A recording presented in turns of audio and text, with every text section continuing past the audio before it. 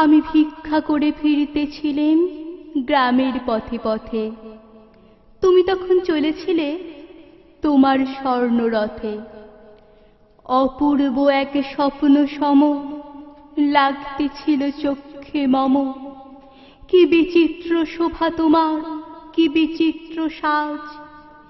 আমি মনে ভাবতেছিলেম এ কোন মহারাজ। আজি শুভক্ষণে রাত পোহালো। ভেবেছিলেম তবে আজ আমারে দাঁড়ে দাঁড়ে ফিরতে নাহি হবে। বাহির হতে নাহি হতে কাহার দেখা পেলেম পথে।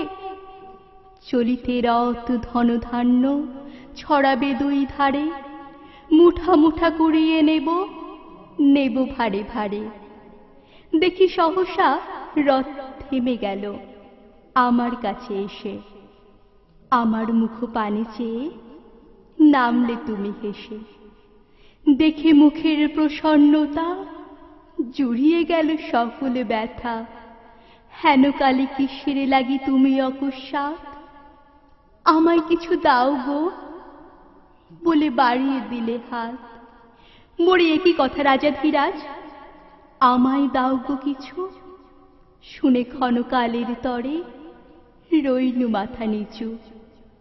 তোমার কি বা অভাব আছে ভিখারি ভিক্ষুকের কাছে? এ কেবল কৌতুকের বশে আমায় প্রবঞ্চনা।